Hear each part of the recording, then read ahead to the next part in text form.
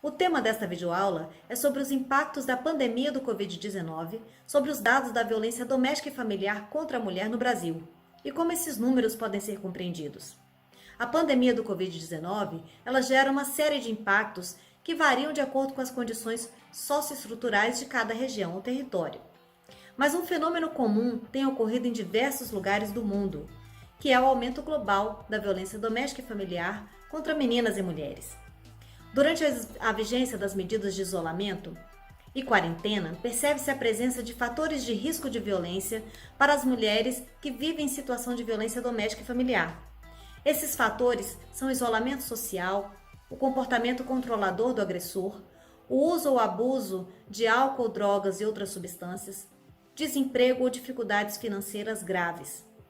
Esses fatores são reconhecidos na literatura nacional e internacional como elementos que aumentam a possibilidade de ocorrer a violência ou seu agravamento, os quais, aliados à cultura do patriarcado, ao machismo estruturante na nossa sociedade, formam um cenário ampliado extremamente preocupante para as mulheres e meninas. Embora ainda não tenhamos uma quantificação real desse incremento dos dados da violência doméstica e familiar no Brasil, o Fórum Brasileiro de Segurança Pública, para tentar compreender esse fenômeno, fez um estudo de 6 unidades da Federação: São Paulo, Acre, Rio Grande do Norte, Rio Grande do Sul, Mato Grosso e Pará. Na nota técnica, percebe-se que uma das consequências diretas das medidas de isolamento foi a queda dos registros de boletins de ocorrência de crimes, em geral, que exigem a presença das mulheres, como as lesões corporais. Os registros de agressões físicas caíram em março de 2020, comparado com março de 2019. No Ceará, percebeu-se uma redução de menos 29,1%. No Mato Grosso, menos 21,9%.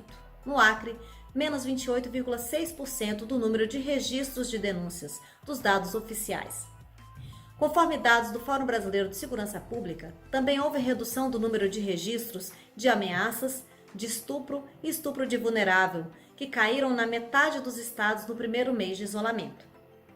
Em relação às medidas protetivas de urgência, levantamento realizado pelo Colégio de Coordenadorias Estaduais da Mulher em Situação de Violência Doméstica, em relação aos dados disponibilizados por 20 tribunais de justiça do país, revelou que, em números absolutos, houve um aumento de 7,17% dos requerimentos de medidas protetivas no primeiro trimestre de 2020 em relação ao mesmo período de 2019. Entre janeiro e fevereiro e março de 2020, houve 119.955 pedidos de medidas protetivas de urgência.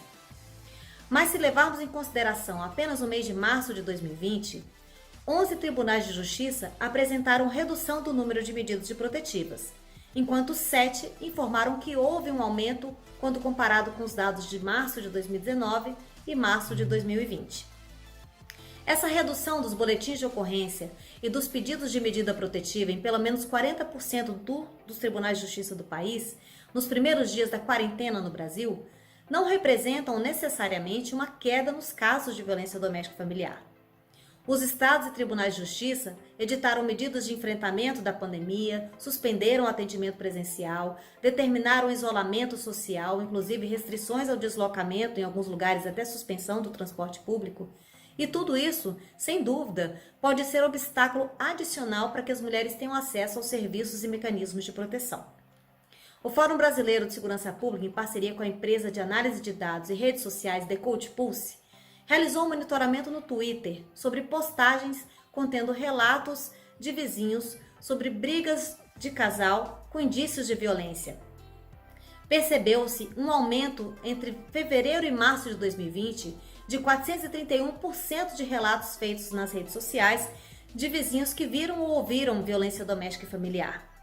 Esse dado, ele merece especial atenção, inclusive em relação ao percentual de mulheres que viram e presenciaram, de vizinhas que perceberam esse incremento da violência. Houve 67% dos relatos identificados foram as mulheres que o fizeram nas redes sociais. Ou seja, esse dado revela que as mulheres têm mais sensibilidade para o problema. Então, nós precisamos envolver mais os homens também nessa luta pela equidade de gênero, para que homens e mulheres tenham igualdade de oportunidades e direitos.